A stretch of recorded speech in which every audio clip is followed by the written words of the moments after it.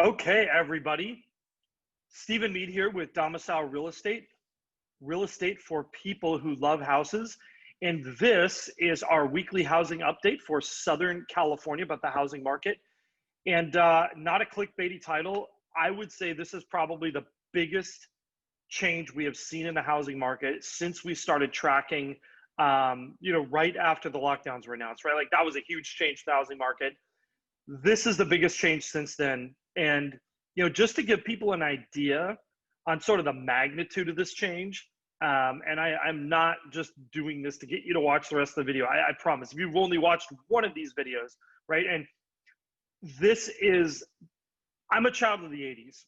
And in every sort of 80s teen movie, there is inevitably some sort of party at somebody's house. And at some moment, either the parents or the police come, they walk in the door, they rip out the cord on the boom box and the stereo, and they announce, okay, everybody, it's time to go home. And, all the party goers scurry like cockroaches who have just seen the light.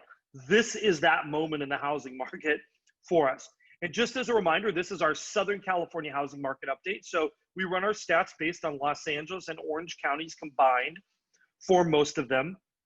And a word on that, one of our regular viewers actually sent me a message asking, given kind of some of the changes we're seeing, is that even the best of ideas to keep doing that?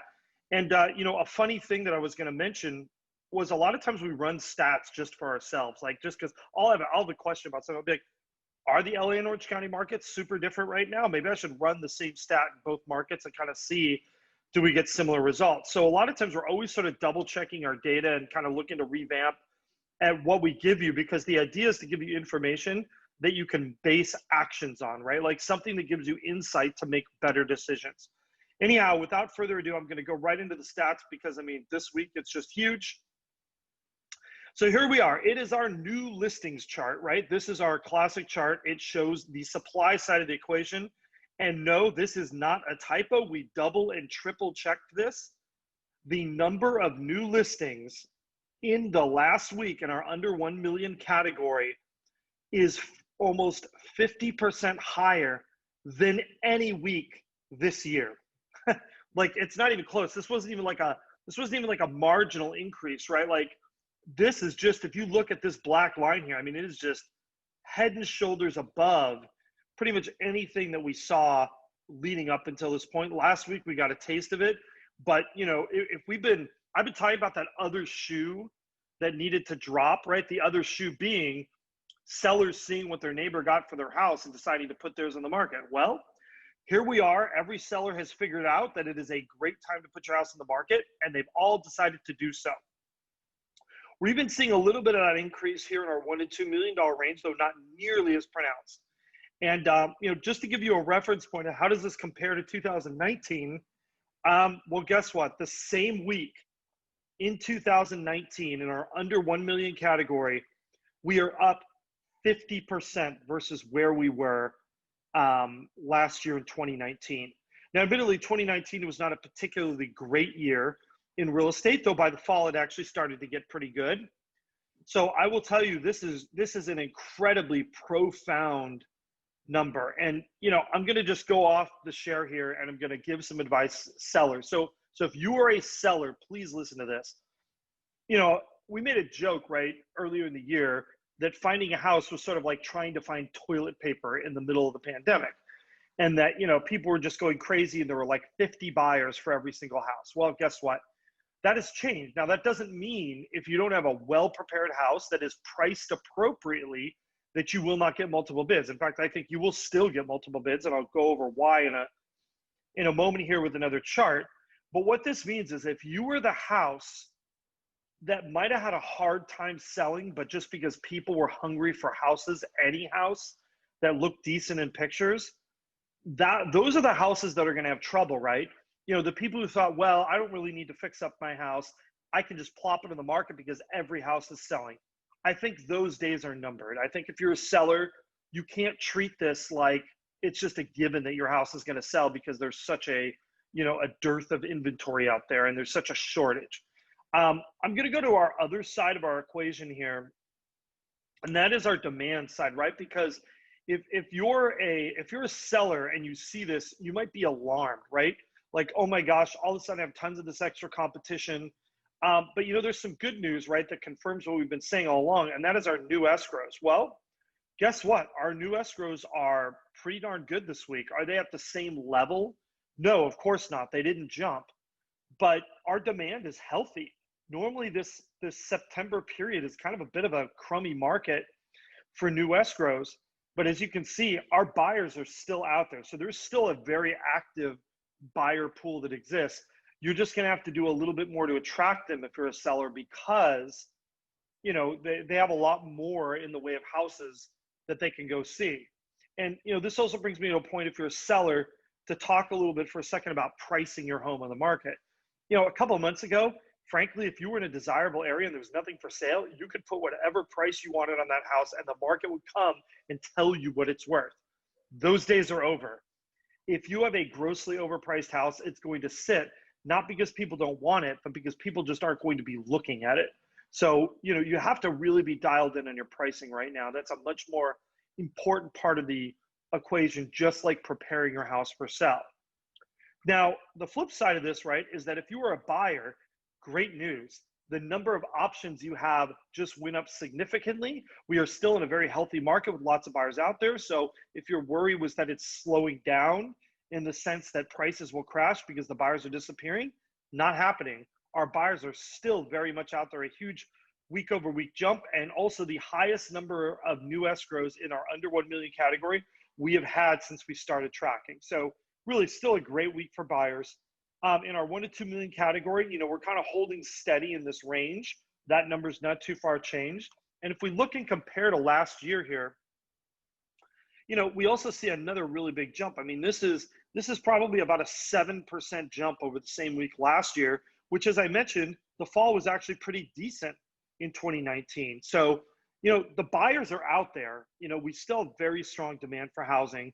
And that's why I think that this is going to lead to, and what this sort of corroborates is what I've been saying, is that we've been a very supply constricted market.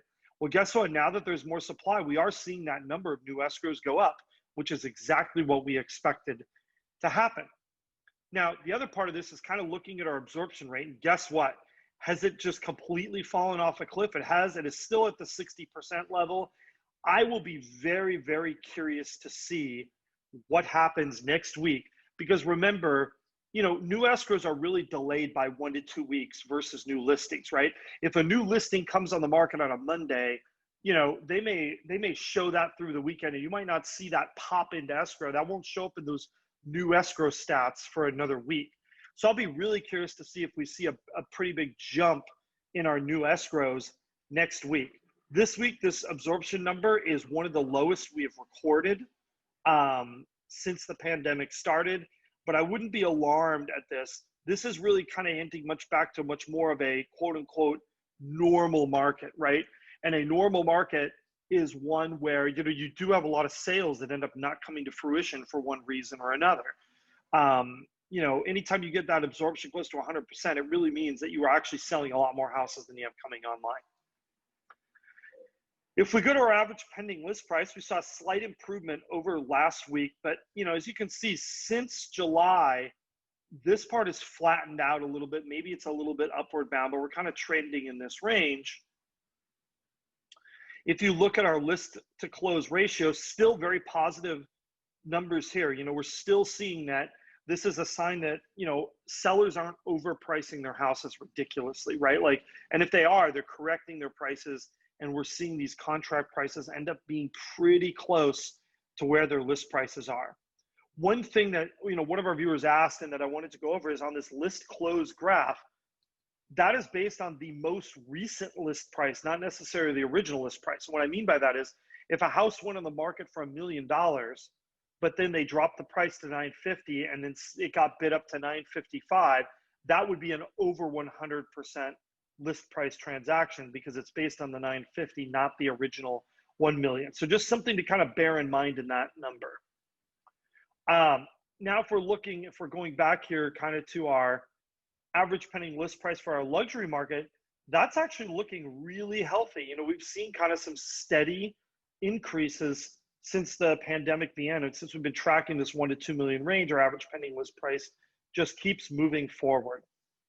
Now, if we look at our days on market, and I've used this statistic as kind of a little bit of our canary in the coal mine, right? Like if you see big jumps to this number, it means that something is going wrong, right? Like it means that we have a really big hit if we see that just suddenly go to the moon. Well, guess what? It's gone up slightly, and I'm going to show that here with the pointer, but it hasn't really risen by a huge amount. We are still under 30 days on market for our under 1 million category, and we're still just in the low 40s for our luxury 1 to 2 million market. You know, I mean, these are still very low days on market scenarios, but this is one of those things we need to keep watching this space, right? Because we've definitely had a gigantic sort of shift in our underlying market fundamentals. Like seeing supply go up by 50% is, I mean, that's really a game changer, right? And, you know, what's interesting about that is what's hidden in this statistic and what we can't really see is what percentage of these sellers are sort of putting their houses on the market with a, if somebody will pay me X, I will move kind of a mentality, right? Like that is not necessarily a seller who is moving for a job reason, moving because they now have a larger family and need more space. This is not a seller really that, you know, is super motivated, right? And we don't know what percentage of these new sellers, what their motivation level is. And, you know, we're going to find out in the next couple of weeks, right? Because if we see the sale numbers go up significantly, well, then guess what? That means they are motivated sellers and they're making deals. So we'll just have to kind of watch and see on that. Let me go back to the screen share here for our affordability analysis because there's some news there too. Well, guess what? We have the highest payment factor this year in 2020 occurred in the last week.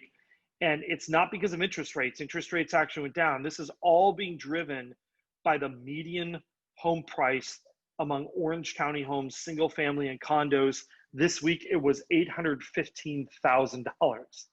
And that's really what's driving this payment. But what's interesting is, even with prices where they are, we are still very much below these 2018 numbers. You know, I'm going to kind of give sort of two pieces of advice here. If you're a seller, what this means for you is that you have to prepare your house and you have to price it correctly. That's really what this means. I think those days of, I'm just going to throw a for sale sign out front and let the bids happen, that's really, those days are kind of gone. You can't get away with that, I think, going forward with the level of competition that you have, because there are better prepared houses out there and the buyers will look to those ones first. If you're a buyer, you know, I'm kind of reminded of something from my college days. When I was in college, I remember that there were people who, shall I say, over imbibed a bit on Saturday night and would wake up Sunday morning saying, I will never drink again. I just want to feel better. If I could feel better and not be hungover, I will never drink again. Well, I've noticed that first-time home buyers are kind of a lot like this, right? Every time prices go up or interest rates go up and they're priced out of the market, they say, oh, please, you know, let there be more inventory. Let interest rates come down. Well, guess what? You know, this really is the situation you've been waiting for if you're a buyer. Rates remain very low. Yes, prices are up, but now you have selection and inventory, and the process for buying is not quite as much of a circus. This really is, you know, kind of a bit of a godsend. And I think it's something that if you're a buyer on the fence, don't miss this chance. You really want to take advantage of this, because we never know how long these kind of opportunities last for buyers. You know, this is just our stats this week. Next week's stats could be different. Next month's stats could be different. And there are a lot of things that could change in our future market. You know, the Federal Reserve released a statement in the last couple of weeks saying that they will allow in the future inflation to go to between 4 and 5%. That will have a profound effect on getting into the real estate market, and it will not be a positive one, in my opinion. So if you are a buyer sitting on the fence, you kind of have a unique window of opportunity. Inventory has gone up. It is not as much of a circus. You know, it's a bit of a more normalized market. You really want to take advantage of that. And sellers, you still have a lot of buyers out there, but you're going to have to work a little bit harder to attract them. Anyhow, as always, questions, comments, like, and subscribe. And if we can help you with your real estate needs in Southern California, definitely give us a holler. We're here for you, and we will see you next week.